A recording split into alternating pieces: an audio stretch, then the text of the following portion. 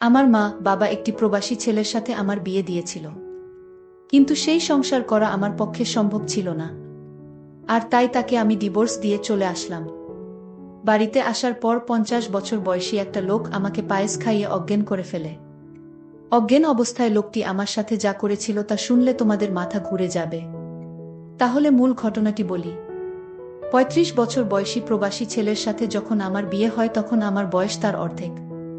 খুব বিপদে পড়ে বিয়েটা করেছিলাম, কিন্তু আমার সাথে এমনটা ঘটবে কে জানে।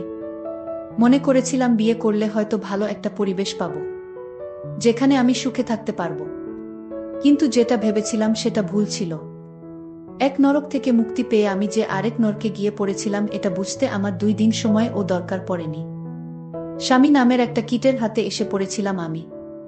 জানি না কোনো স্বামী তার সদ্য বিয়ে করা বুকে সবসময় গালিগালাজ করে, কিন্তু সেদিন কোনো অপরাধ না করেও আমাকে প্রচুর বকা শুনতে হয়েছিল। 20 দিনের ভয়াবহ দিন কাটানোর পর আমার স্বামী যখন বিদেশ চলে গেল তখন একটা দীর্ঘ স্বস্তির নিঃশ্বাস ফেলেছিলাম, এই ভেবে যে অন্তত কারো বকা আর মায়ের খাওয়া লাগবে না।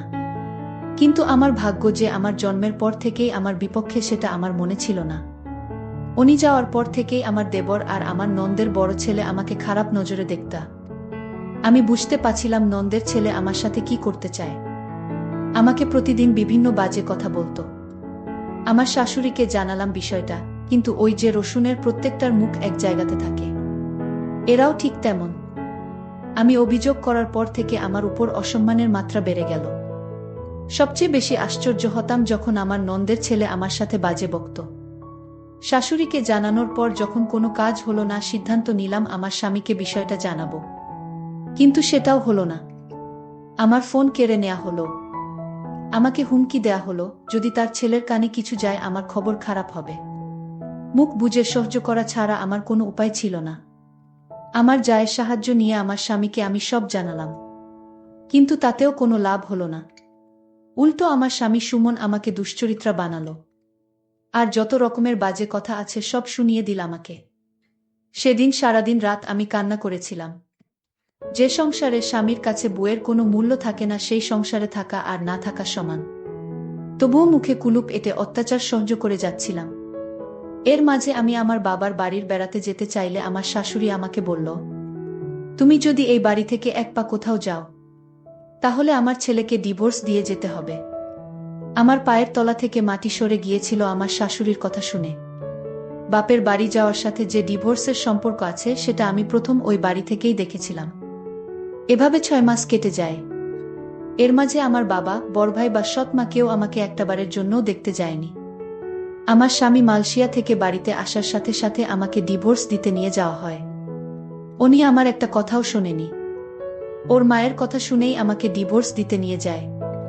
আমার স্বাক্ষর হবার পর আমাকে বলে, এবার কোথায় যাবি যা। আমার মোবাইল, কিছু টাকা, গহনাসহ যাবতীয় কিছু রেখে দেয় ওরা। শুধু স্যান্ডেল পায়ে সেদিন ওই বাড়িকে পর করে চলে এসেছিলাম। আর বারবার আল্লাহর কাছে বলেছিলাম, আল্লাহ আর কোনো মেয়ের সাথে যেন এমনটা না হয়। বিয়ের সময় ভেবেছিলাম কষ্ট হয়তোবা বিদায় করে দিয়ে বাপের বাড়ি থেকে চলে গেলাম, কিন্তু অভাগীর দিকে কষ্ট বারবার ফিরে তাকায়, তার পিছু ছাড়তে চায় না।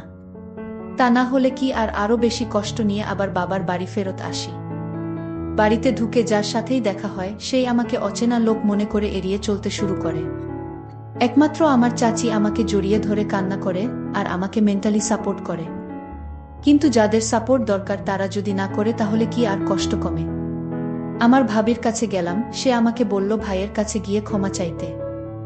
মনে অনেক সাহস সঞ্চয় করে বড় ভাইয়ের কাছে একটু ছায়া খোঁজার আশায় গেলাম, কিন্তু সেই ভাই আমাকে সেই দিন মারছিল আর গালি দিচ্ছিল।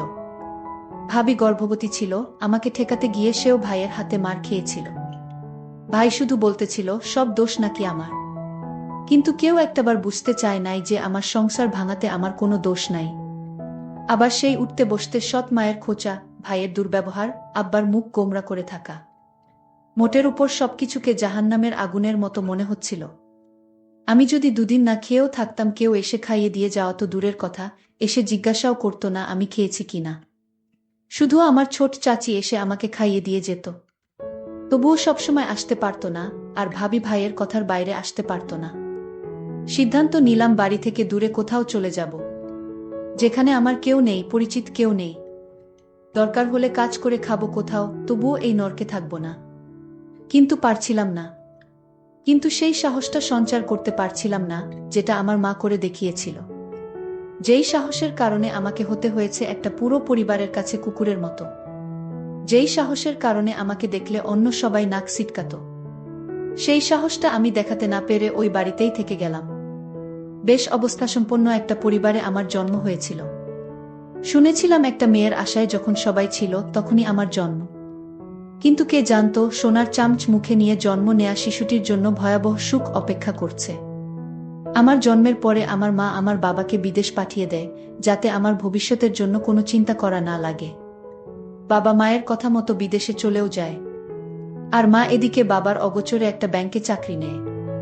কিন্তু এটা আমার বাড়ির আশেপাশের কারো চোখে সহ্য হয়নি, এমনকি আমার মেজ কাকুরও না।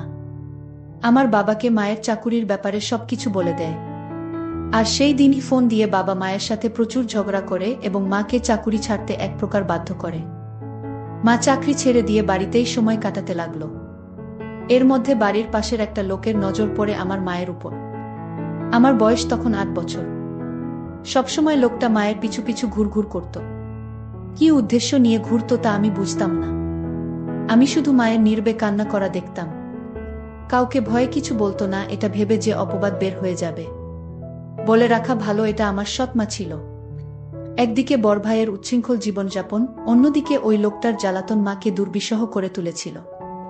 এর মাঝে কাটার উপর বিস্ফোরা হয়ে আসে আমার দূরসম্পর্কের খালা। সে এসে মাকে বলে যে খালু বিদেশ যাবে, কিছু টাকা লাগবে, টাকার পরিমাণ 4 লাখের মতো। মা তার বোনের মুখের দিকে তাকিয়ে টাকা দেওয়ার কথা বলে, কিন্তু সেটা আমাদের গ্রাম থেকে উচ্চ সুদে নিয়ে। আর সেই সুযোগটাকেই কাজে লাগায় ওই বদলোকটা। আমার মাকে 2 লাখ টাকা ধার দেয়। হয়তোবা ভাগ্যে এমন ছিল, দুর্ভাগ্যবশত খালু টাকা ধরা খায়। সেটাই হয়ে যায় আমার মায়ের জীবনের জন্য সবচেয়ে বড় ভুল। সুদের পরিমাণ যখন বাড়তে থাকে তখন লোকটা সারাক্ষণ মাকে বলতো টাকা না দিতে পারলে আপনার মেয়েকে আমার সাথে বিয়ে দেন। লোকটার বয়স প্রায় 50 হবে। আর সেই লোক কিনা আমাকে বিয়ে করতে চায়। এক কথায় পরিস্থিতির ফায়দা লুটতে থাকলো। হঠাৎ করে মা চেঞ্জ হতে থাকলো। যেই মা আমাকে কোনোদিন বকা দিত না, সেই মা আমার গায়ে হাত তুলত যখন তখন। দিন দিন আমার মা এই লোকটার সাথে বিয়ে দিতে চাইত। তখন তো বুঝতাম না কাহিনী কি, যেটার বাঁধন থেকে মা বেরিয়ে আসতে পারে নাই। লোকটা দেখতে খুব বাজে ছিল, আর সেই লোকের সাথে আমার বিয়ে দিতে চায়। একদিন 50 বছরের লোকটি আমাদের বাড়িতে এসে আমার মাকে বলল, এই শোন, যদি 15 দিনের মধ্যে টাকা না দিতে পারো তাহলে আপনার মেয়েকে আমার সাথে বিয়ে দিয়ে দেন। আমার মা আমাকে বুঝিয়ে বলল, আমি এত টাকা কোথায় থেকে দিব? তুই বরং লোকটাকে বিয়ে করে ফেল, ওর অনেক টাকা পয়সা আছে, তুই সুখে থাকবি। তুই আর না করিস না মা, লোকটার বয়স হয়তো একটু বেশি। আমি মাকে বললাম, মা, আমি দরকার হয় মরে যাব, তাও ওই বুইড়া লোকটাকে বিয়ে করতে পারবো না। আমি মনে মনে সিদ্ধান্ত নিলাম আমি এই বাড়ি থেকে পালিয়ে যাব। কিন্তু পালিয়ে কোথায় গিয়ে থাকবো, কার কাছে যাব? কিন্তু আমি পালিয়েও যেতে পারলাম না। যেদিন ঘর থেকে পালাবার চেষ্টা করছিলাম, সেই দিন ঘর থেকে বাহির হওয়ার সময় মা দেখে ফেলে। তারপর আমার পিছু নেয়। আমি যখন একটা সিএনজিতে উঠলাম, আর সেই সিএনজিতে বসা ছিল সেই লোকটা যার সাথে আমার বিয়ে হবার কথা। লোকটার নাম শুনেছিলাম আকবর আলী। সেই আকবর আলী আমাকে দেখে ধরে ফেলে এবং বাসায় নিয়ে যায়। বলে রাখা ভালো যে মা এই 50 বছর বয়সী আকবর আলীর সাথে বিয়ে দিতে চাইছে। সে আসলে আমার আপন মা না, সে আমার সৎ মা। আর সৎ মা বলেই এরকম একটা 50 বছর বয়সী লোকের সাথে আমার বিয়ে দিতে চাইছে। তাছাড়া ঋণ পরিশোধ করতে আমাকে তার সাথে বিয়ে দেওয়া হচ্ছে। যাই হোক, আমাকে সিএনজি থেকে লোকটা ধরে বাড়িতে নিয়ে আসলো আর বলল, শোন, আমার কিসের অভাব? আমার সাথে বিয়ে হলে তোর সমস্যা কি? আমি লোকটিকে বললাম, দেখুন, আপনি আমার বাবার বয়সী, আপনি আমাকে এখান থেকে চলে যেতে দিন। আমি এখানে থাকবো না আর আপনাকে বিয়ে করতে পারবো না। দরকার হয় মরে যাবা, তাও আপনার সাথে আমার বিয়ে হবে না। লোকটি আমার কথা শুনে আমাকে জোরে একটা থাপ্পড় মেরে বলল, এই মেয়ে, কি ভাবছিস তুই? আমার টাকার কি সুতা নাই?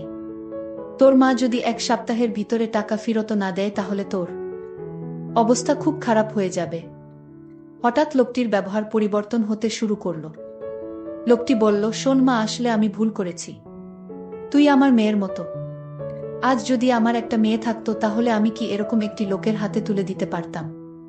লোকটির পরিবর্তন দেখে আমার মনের ভিতর সন্দেহর সৃষ্টি হলো। লোকটি হঠাৎ এরকম পরিবর্তন হলো কেন? এই বিষয়টা নিয়ে আমি অনেক চিন্তিত হলাম। লোকটি আমার জন্য নিজ হাতে রান্না করে আমার জন্য খাবার নিয়ে এলো। আমি বললাম, আমি খাবো না, আমাকে এখান থেকে যেতে দিন। আমি এখানে থাকতে চাই না, এখানে আমার দম বন্ধ হয়ে আসছে। আকবর আলী তখন আমায় বলল, ঠিক আছে, তুই যেখানে যেতে চাস সেইখানেই তোকে যেতে দিব, কিন্তু আজ রাতটা আমার বাসায় থেকে যা। আমি কথা দিচ্ছি কাল সকালে আমি তোকে আর আটকাবো না, আমি তোকে বিদায় দিয়ে দিব। তুই যেখানে যেতে চাস সেইখানেই যাবি। আমার মনের ভিতর আরো সন্দেহর সৃষ্টি হলো, আজ রাত থাকার কথা বলছে কেন? কি হয় জানি না। আকবর আলীর বাড়িতে কেউ নাই। আকবর আলীর বউ মারা গেছে। তার একটা ছেলের সন্তান আছে, সে বিদেশে থাকে। আকবর আলী নিজে রান্না করে, মাঝে মাঝে বোয়া এসে রান্না করে দিয়ে যায়। আকবর আলী আমাকে বলল, মা, আজ আমি তোর জন্য নিজের হাতে পায়েস রান্না করেছি, একবার খাইলে বারবার খাইতে মন চাইবে। আকবর আলীর কথা শুনে আমি কিছুটা অবাক হলাম। যেই লোকটা সুদ খায়, আর সেই লোকটা আমাকে এভাবে নিজ হাতে রান্না করে খাওয়ানোর পিছনে অবশ্যই কোনো কারণ আছে। আকবর আলী আমার জন্য পায়েস নিয়ে এসেছে আর বলছে, নে মা, খেয়ে চুপচাপ ঘুমিয়ে পড়। আর যদি তুই পায়েসটা না খাস তাহলে আমার ভীষণ কষ্ট হবে। খেয়ে নে মা, আমি কথা দিলাম কাল তুই যেখানে যেতে চাইবি ঠিক সেইখানে আমি তোকে দিয়ে আসব। তাও তুই খেয়ে নে। আকবর আলী আমায় এমনভাবে বলছিল, আমি না খেয়ে পারলাম না। আমি আকবর আলীর নিজ হাতে তৈরি করা পায়েসটুকু খেয়ে নিলাম। পায়েসটা খাওয়া 30 মিনিট পর আমার শরীরটা কেমন জানি করতেছিল। শরীরটা অস্থির অস্থির লাগছিল। আমার কিছুই ভালো লাগছিল না। আমার চোখে কিছুটা ঝাপসা দেখতে লাগলাম। আমার মাথাটা জিমজিম করে ঘুরাচ্ছেছ। আমার কাছে মনে হচ্ছে পৃথিবীটা ঘুরতেছে। আমার এরকম অস্থির দেখে আকবর আলী জিজ্ঞেস করল, কিরে মা, কি হয়েছে তোর? যেই লোকটা 2 দিন আগে আমাকে তার ঘরের বউ হিসেবে দেখতে চায়, আর সেই আকবর আলী আমাকে নিজের মেয়ে বানিয়ে ফেল, এটা আমার কাছে কেমন জানি অদ্ভুত ব্যাপার মনে হলো। যাই হোক, পায়েস খাওয়ার পর থেকে আমার মাথাটা কেমন জানি ঘুরাচ্ছে, প্রচুর ঘুম পাচ্ছিল। আমি হঠাৎ বিছানায় শুয়ে পড়লাম। আমি ঘুমিয়ে পড়লাম। এরপর আমার সাথে যা ঘটেছিল তা শুনলে তোমাদের হুঁশ থাকবে না। আমি যেন অজ্ঞান অবস্থায় ঘুমিয়ে পড়লাম। আমার কোন হুঁশ ছিল না। তারপর আকবর আলী আস্তে করে আমার রুমে আসলো আর আমার বিছানায় বসল। আকবর আলী এক অদ্ভুত আচরণ করল ঘুমের ঘরে। আমি স্বপ্নে দেখতে লাগলাম আকবর আলী আমার কাছে আসছে, আর আকবর আলীর হাতে বিশাল বড় একটা হাতুড়ি দিয়ে আমাকে মারতে আসলো। আর এই স্বপ্ন দেখে আমি বিছানা থেকে লাফ দিয়ে উঠে পড়লাম। উঠে দেখি রুমে কেউ নাই, তবে আমাকে কেমন জানি এলোমেলো লাগছে। মনে হচ্ছে আমার ঘরে কেউ আসছিল। আমি বিছানায় একটা ঘড়ি দেখতে পেলাম, আর সেই ঘড়িটি আকবর আলীর হাতে ছিল। আমি ভালো করে লক্ষ্য করলাম এটা আকবর আলীর হাতে ছিল, কিন্তু দরজা তো ভিতর থেকে লক করা, তাহলে আমার রুমে কেউ ছিল না। তাহলে আমি কি বাজে স্বপ্ন দেখছি? আর সেই স্বপ্নে আমার ঘুম ভেঙে গেল। আকবর আলী আমার রুমে না আসলে তাহলে কে আমার রুমে আসলো? আর ঘড়িটি তো আকবর আলীর। তাহলে আকবর আলী কি আমার রুমে এসেছিল? আমি রুম থেকে বের হয়ে দেখলাম আকবর আলী নামাজ পড়তে লাগলো। আমি আকবর আলীকে দেখি ভীষণ অবাক হলাম। আমি দাঁড়িয়ে থেকে তার নামাজ দেখলাম। নামাজ শেষে হলে আমি তার কাছে গেলাম এবং বললাম, দেখুন, আজ রাতে আমার রুমে কে আসছিল আমি বুঝতে পারছি না। তারপর আকবর আলী বলল, আরে বোকা মেয়ে, তোমার রুমে আবার কে আসবে? তুমি হয়তো দুঃস্বপ্ন দেখছো। তাহলে আমার বিছানায় আপনার ঘড়ি কি করে এলো? কই, ঘড়ি তো আমার হাতে, তাহলে এটা কার ঘড়ি? ও বুঝেছি মা, আমার ছেলে 2টা একরকম ঘড়ি নিয়ে আসছিল বিদেশ থেকে। আর তুমি যে রুমে থেকেছো সেই রুমে আমার ছেলে থাকতো, সে হয়তো ভুল করে ঘড়িটা ফেলে রেখে চলে গেল। আচ্ছা মা, আমি তোমার জন্য একজন পাত্র ঠিক করেছি। আমি তোমাকে তার সাথে তোমাকে বিয়ে দিব। তোমার মায়ের সাথেও আমার কথা হয়েছে। আমার তো কোনো মেয়ে নেই, আর আমি তোমাকে আমার মেয়ে করে নিলাম। আর তুমি গতকাল রাতে যা দেখছো সবই দুঃস্বপ্ন মা। তারপর আকবর আলী আর আমার মা আমার জন্য সেই সুমন ছেলেটিকে নির্ধারণ করল। আমি আকবর আলীকে বাবা বলে ডাকলাম। বাবা, আসলে আমি তোমাকে ভুল বুঝেছিলাম। তোমার মতো এমন মানুষ এ যুগে পাওয়া বড়ই কঠিন। তারপর আকবর আলী বাবা আমার বিয়ের সমস্ত খরচ বহন করে আমাকে সুমনের সঙ্গে বিয়ে দিয়ে দিল। কিন্তু কথায় আছে না, অভাগীর কপালে কি আর সুখ সয়। আমি তাকেও ডিভোর্স দিয়ে চলে আসলাম, কারণ এই পরিবারটি ভালো ছিল না। তাই বাড়িতে আসার পর কেউ আমাকে আশ্রয় দেয়নি। তাই এখন ঢাকা শহরে নিজে চাকরি করে নিজের পেট চালাই। জানি না তারপর আমার কপালে কি হয়। আজকের গল্পটি এখানেই শেষ করলাম। যদি গল্পটি ভালো লাগে তাহলে চ্যানেলটি সাবস্ক্রাইব করে পাশে থাকবেন। ধন্যবাদ।